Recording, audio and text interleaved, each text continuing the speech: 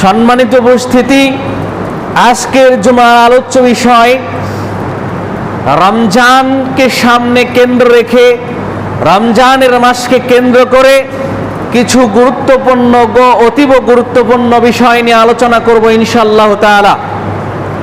আমা তৌফিক ইল্লা বিল্লাহ। আল্লাহ সুবহানাহু ওয়া তাআলা তিনি পবিত্র কোরআনে ইরশাদ করেছেন, ইয়া আইয়ুহাল্লাযীনা আমানু, হে ঈমানদারগণ, আমি তোমাদের উপরে কুতিবা আলাইকুমুস সিয়াম কামা কুতিবা আলাল্লাযীনা মিন ক্বাবলিকুম লাআল্লাকুম তাত্তাকুন, আমি তোমাদের উপরে সিয়ামকে ফরজ করে দিয়েছি।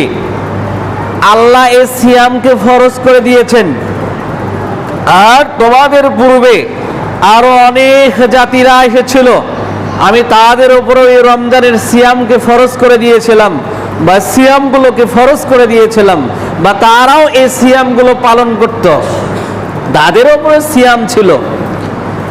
আল্লাহ সুবহানাহু ওয়া তাআলা বলছেন, লাআল্লাকুম তাত্তাকুন, এই সিয়ামের মাধ্যম দিয়ে তোমরা তাত্তাকুন, আল্লাহ ভীতি অর্জন করতে পারবে, আল্লাহর ভয় পেতে পারবে, পরহেজগারিতা অর্জন করতে পারবে। যার অন্তরে আল্লাহর ভয় নেই সে কখনো পরহেজগার হতে পারে না। যার অন্তরে আল্লাহর ভয় নেই, যার অন্তরে আল্লাহর ভয় হয় না, সে কখনো পরহেজগার হতে পারে না, পরহেজগার হবেও না। কারণ যারা পরহেজগার বান্দা, আল্লাহ তাআলা তাদেরকেই বেশি ভালোবাসে। আল্লাহকে যে বেশি ভয় করে, আল্লাহ তাকেই বেশি ভালোবাসে। যে আল্লাহকে ভয় করবে, আল্লাহকে বেশি বেশি ভয় করবে, আল্লাহ সুবহানাহু ওয়া তাআলা বলছেন যে আমাকে বেশি ভয় করবে, আমার ভয়ে আদম সন্তান তার দুই চোখ দিয়ে অশ্রু বের করবে, চোখ দিয়ে পানির ফোঁটা বের করবে, আমি আল্লাহ তাআলা তাকে কবুল করে নিব, আমি আল্লাহ তাআলা তাকে আমি মঞ্জুর করে নিব। আমার ভয়ের কারণে, জাহান্নামের ভয়ের কারণে আমি আল্লাহ সুবহানাহু ওয়া তাআলা আমার নির্ধারিত, আমার দেওয়া অঙ্গীকারপূর্ণ জান্নাত আমি তাকে দান করব। সুবহানাল্লাহি বিহামদি।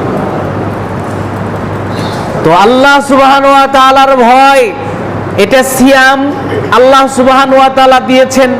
এই সিয়ামের মাধ্যম দিয়ে তাকওয়া অর্জন করা যায়, এমনিতে তাকওয়া অর্জন করা যাবে না। আল্লাহর ভয় পেতে হলে সিয়াম পালন করতে হবে। সম্মানিত উপস্থিতি, আল্লাহ সুবহানাহু ওয়া তাআলা পরের আয়াতে বলছেন, শাহরুর রমাযানুল্লাযী উনজিলা ফীহিল কোরআন, আমি এমন একটি মাস তোমাদেরকে দিলাম, যে মাস হলো আমার নির্ধারিত করা, আমার গণনা করা মাসসমূহ, যেটা তোমরা গণনা করে থাকো, মুহররম, সফর, রবিউল আওয়াল, রবিউল আখির, জমাদুল আওয়াল, জমাদুল আখির, রজব, শাবান, রমজান, শাওয়াল, জিলকাদ, জিলহজ। এই রমজান এটা একটি নির্ধারিত মাসের মধ্যে মাস। এই মাসগুলো আমি তোমাদেরকে দিয়েছি, এটা আমার গণনা করা, এটা আমার কোরআনে উল্লেখিত করা। এই 12টি মাস উল্লেখ করেছেন আল্লাহ। তো এই মাসের মধ্যে আল্লাহ রমজান মাস দিলেন, আর এই রমজান মাসে আল্লাহ কোরআন নাজিল করলেন, এই রমজান মাসে আল্লাহ কোরআন অবতীর্ণ করলেন। আর কোরআন যেহেতু অবতীর্ণ আল্লাহ সুবহানাহু ওয়া তাআলা করেছেন, এই জন্য আল্লাহ সুবহানাহু ওয়া তাআলা, আমরা বলতে চাচ্ছি যে আল্লাহ সুবহানাহু ওয়া তাআলা সকল মাসের মধ্যে সেরা মাস হিসেবে উল্লেখিত করেছেন রমজান মাসকে। কারণ এই রমজান মাসে আল্লাহ সুবহানাহু ওয়া তাআলা কি করেছেন? কোরআন নাজিল করেছেন। এই রমজান মাস আল্লাহ সুবহানাহু ওয়া তাআলার দেওয়া বান্দার জন্য একটি নিয়ামতপূর্ণ মাস। অন্য কোনো দিন, অন্য কোনো মাস, অন্য কোনো রাত উল্লেখ করা হয় নাই, নির্ধারিত করা হয় নাই যে এই মাসে এই দিনে আল্লাহ সুবহানাহু ওয়া তাআলা বহু সংখ্যক মানুষকে জাহান্নাম থেকে মুক্ত করে দেয়। আল্লাহ সুবহানাহু ওয়া তাআলা তার রাসূল সাল্লাল্লাহু আলাইহি ওয়াসাল্লাম তিনি বলছেন, রমজান মাসের দিন, রমজান মাসের রাত, রমজান মাসের দিন ও রাত, রমজান মাসের দিন এবং রাতে আল্লাহ বহু সংখ্যক মানুষকে জাহান্নাম থেকে মুক্ত করে তাকে জান্নাতে দেন, বহু সংখ্যক মানুষকে জাহান্নাম থেকে মুক্ত করেন। তাহলে বোঝা যায় রমজান মাসের দিন হলো গুরুত্বপূর্ণ একটা দিন, তাই না? রমজান মাসের দিন হলো খুবই গুরুত্বপূর্ণ একটা দিন। এই রমজান শব্দের অর্থই হচ্ছে হলো পুড়ে যাওয়া। রমজান শব্দের অর্থই হচ্ছে হলো সারখার করে দেওয়া। কি পুড়ে যায়? এটা হলো দুটো দিক থেকে উল্লেখ করা হয়েছে। রমজান শব্দের অর্থ হলো নষ্ট হয়ে যাওয়া, পুড়ে যাওয়া, পুড়ে নষ্ট করে দেওয়া। তার মানে মানুষের গুনাহ, আদম সন্তানের গুনাহ 12 মাস গুনাহ করেছে, বাকি 11টি মাস গুনাহ করেছে। এই মাসে, এই রমজান মাসের দিন এবং রাতে আল্লাহ সুবহানাহু ওয়া তাআলা বান্দারা আল্লাহর কাছে গুনাহ মাফ চাইবে। আল্লাহ সুবহানাহু ওয়া তাআলা তার বান্দার জীবনের গুনাহ খাতা মাফ করে দিবেন। সুবহানাল্লাহ। আল্লাহ সুবহানাহু ওয়া তাআলা অন্য এক দৃষ্টিকোণ থেকে বোঝা যায় রমজান মাস এটা হলো এমন একটি মাস, এটা প্রচন্ড গরমের মাস। এই মাসে প্রচন্ড গরম থাকে। এই মাসে আরবে প্রচন্ড গরম হতো, খুবই তাপ হতো। এই জন্য এই মাসকে বলা হয়েছে প্রচন্ড গরমের মাস। তো এই রমজান মাস এটা মানব জাতির জন্য, এটা আমাদের জন্য উত্তম হাদিয়া, এটা আমাদের জন্য উত্তম হাদিয়া, উপহার। এই মাসে আমাদের বেশি বেশি নেকির কাজ করতে হবে। নেকির কাজ 12 মাস আমরা করি, 11 মাস করেছি।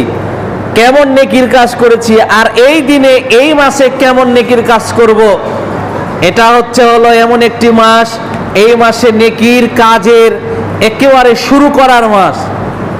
আপনার নিজের জীবনের গুনাহ খাতা মাপের মাস। বেশি বেশি করে নিজের জীবনের গুনাহ খাতা আল্লাহর কাছ থেকে মাপ চেয়ে নিতে হবে। সম্মানিত উপস্থিতি, আল্লাহ সুবহানাহু ওয়া তাআলা তার রাসূল সাল্লাল্লাহু আলাইহি ওয়াসাল্লাম তিনি বলছেন,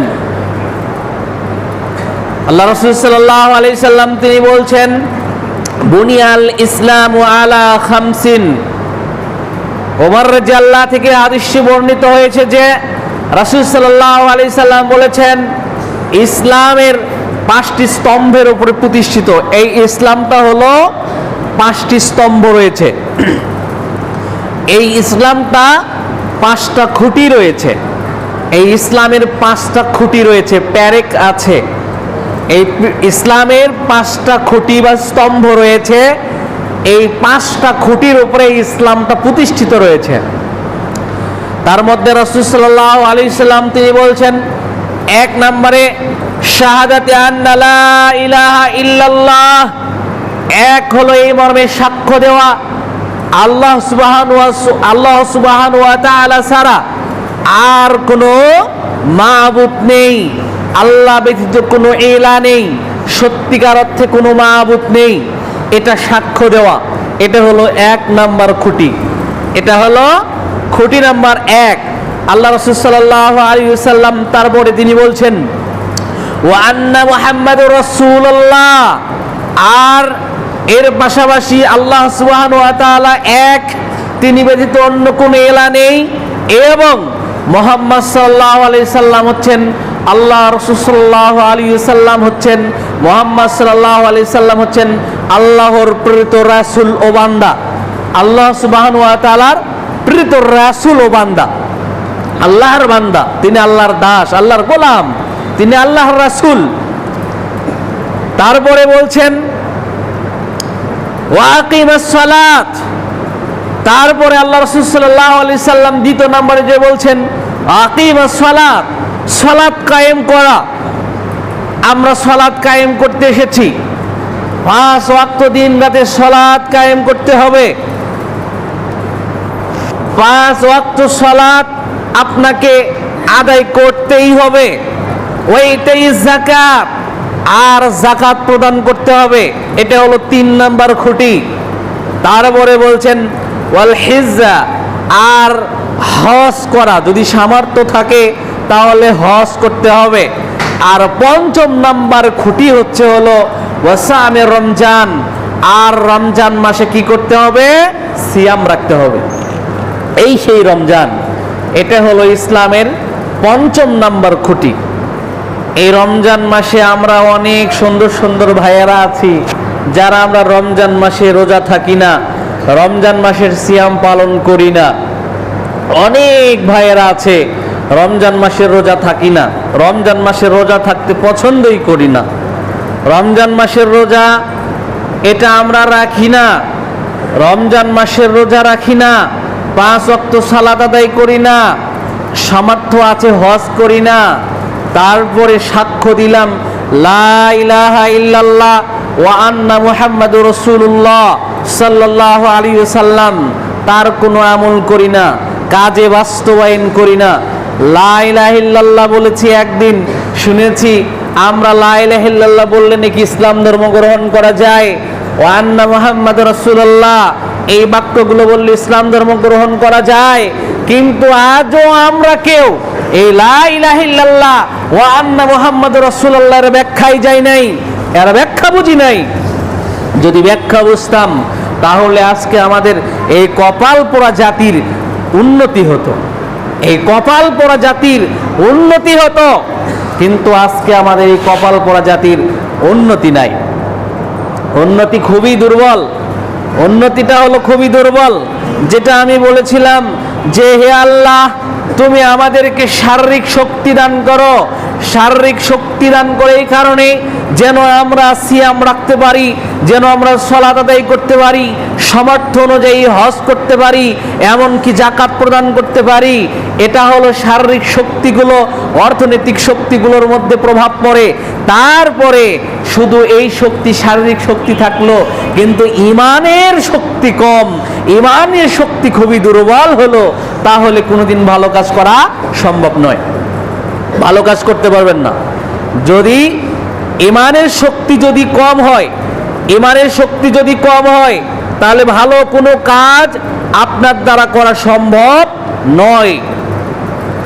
সম্মানিত উপস্থিতি, আমরা এই রমজান মাস পেয়েছি, আমাদের জন্য আনন্দ। এই রমজান মাস পেয়েছি যারা, মুমিনদের জন্য আনন্দ বার্তা বহন করে। আর যারা মুমিন নয়, যাদের ঈমান দুর্বল, খুবই দুর্বল, আর এই সকল লোকেরা ভাবছে রমজান মাস এসেছে বুঝি, কখন আমাদের কাছ থেকে বিদায় নেবে, কখন পার হয়ে চলে যাবে, রমজান মাসটা আমার কাছে এসেছে খুব ঝামেলা মনে হচ্ছে। বলছে না এই শব্দগুলো? ঝামেলা মনে হচ্ছে, বলছে না?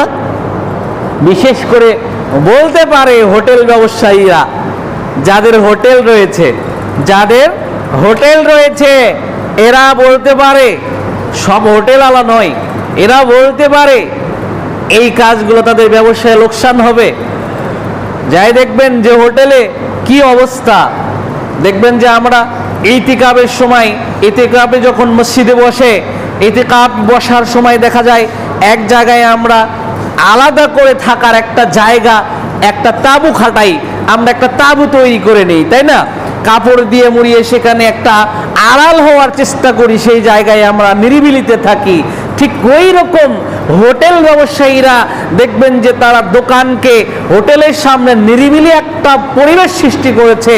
চা ব্যবসায়ী, তারপরে সিগারেট ব্যবসায়ী, পান ব্যবসায়ী, হোটেল ব্যবসায়ী, এরা একটা নিরিবিলি একটা পরিবেশের ব্যবস্থা করেছে। সেখানে তাঁবু খাটাইয়েছে, তাঁবু টাঙ্গাইয়েছে, সেখানে তারা বসে থেকে চা, বিড়ি, সিগারেট, জর্দা, গুল, পান সেখানে খাচ্ছে, আরাম আয়েসে বিনোদন করছে। এটা কি আল্লাহর ভয় নাই?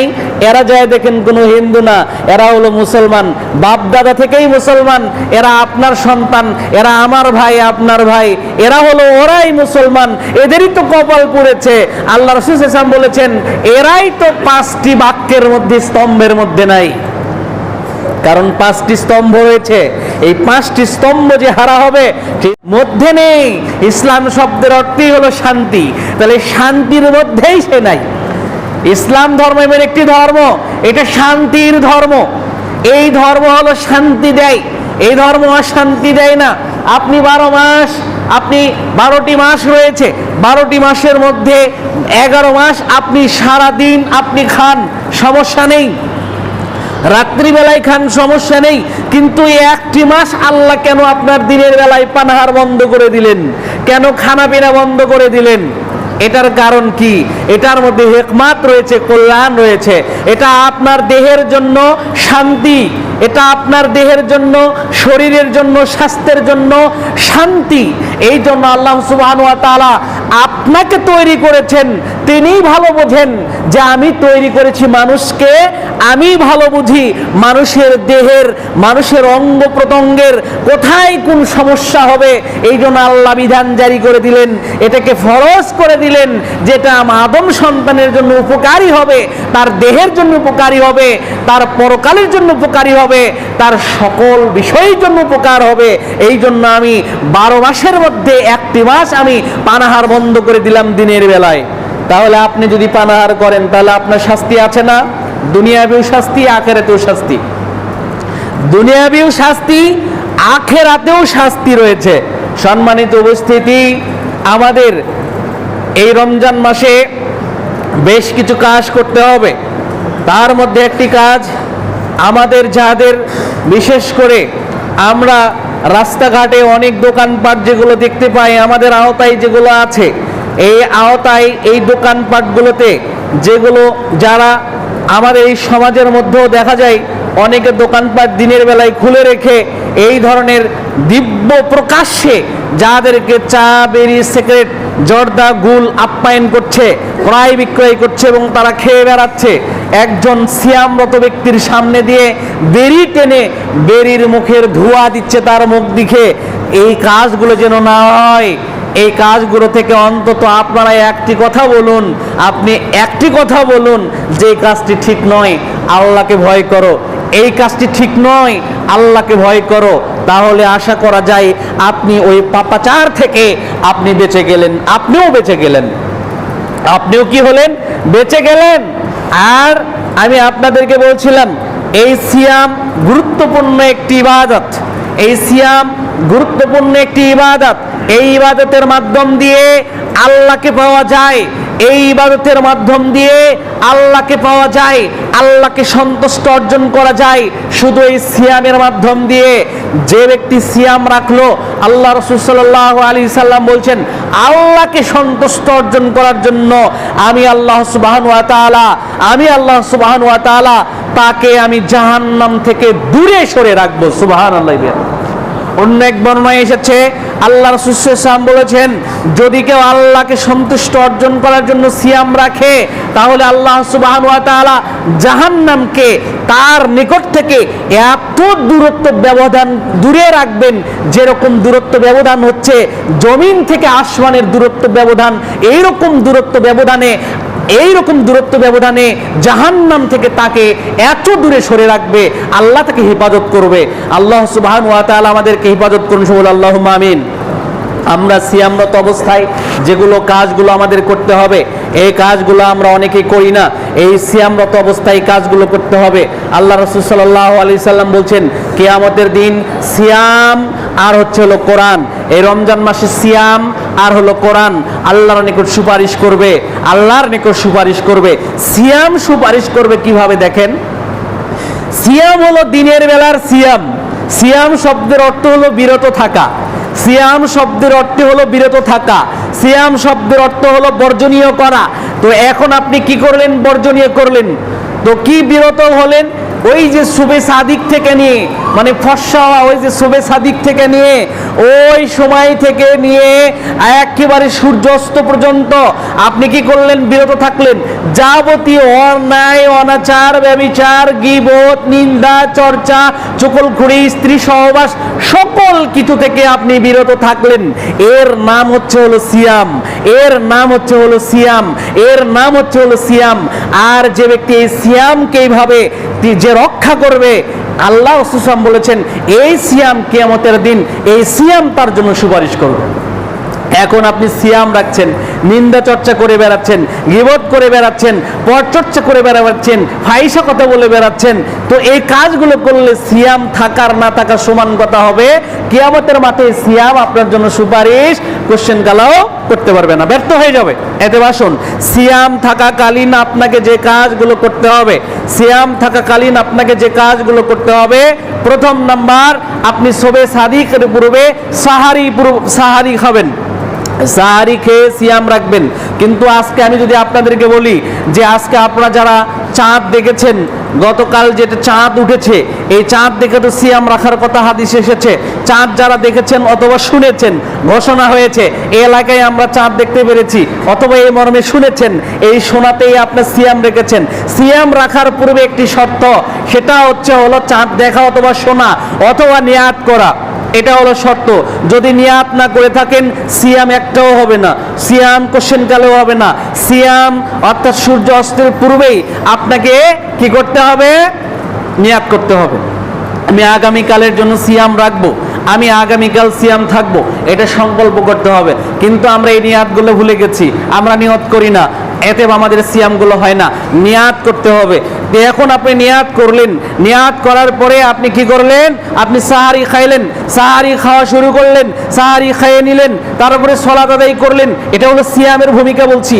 তারপরে আপনি সালাত আদায় করলেন, ফজরের সালাত আদায় করলেন, সালাত শেষ করলেন, কোরআন তেলাওয়াত করলেন, তাসবিহ তাহলিল জিকির আজকার করলেন, সারা দিন যেগুলো ভালো কাজ সেই ভালো কাজগুলো করলেন, ভালো কর্মগুলো করলেন। তারপরে এইভাবে চললো জিকির আজকার, আস্তাগফিরুল্লাহ আস্তাগফিরুল্লাহ আস্তাগফিরুল্লাহ আল্লাযী লা ইলাহা ইল্লা হুয়াল হাইয়ুল কাইয়্যুম ওয়া আতুবু ইলাইহি, এই বাক্যগুলো বেশি বেশি করে পাঠ করলেন।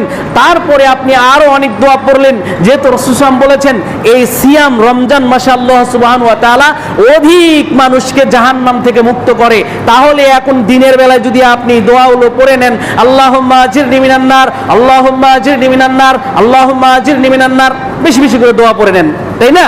অথবা বলেন আল্লাহুম্মা হাসিবনি হিসাবান ইয়াসীরা, আল্লাহুম্মা হাসিবনি হিসাবান ইয়াসীরা, হে আল্লাহ তুমি পরকালে, হে আল্লাহ বিচারের মাঠে তুমি আমার হিসাবকে সহজ করে দিও, হিসাবকে সহজ করে দিও, হিসাবকে সহজ করে দিও। আপনি এই বাক্যগুলো পাঠ করছেন সিয়ামরত অবস্থায়, আপনি বেশি বেশি করে দোয়াগুলো পড়ছেন।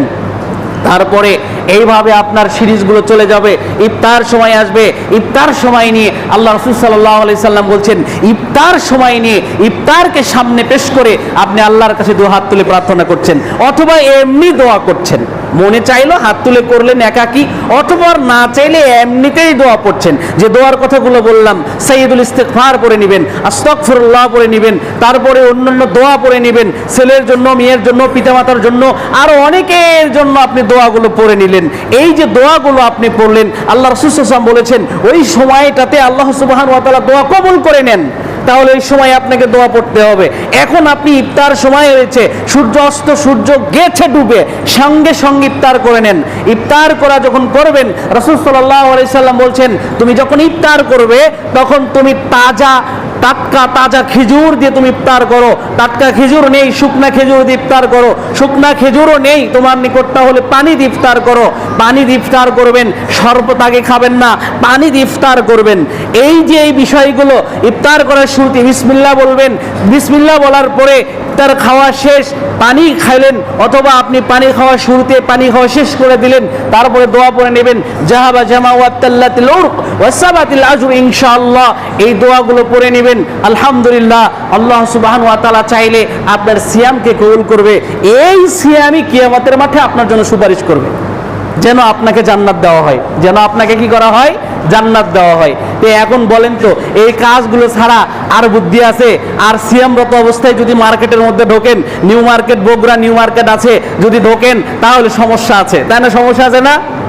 মার্কেটের ভিতর তো মেয়েরা বেশি, মার্কেটের ভেতরে মেয়েরাই বেশি।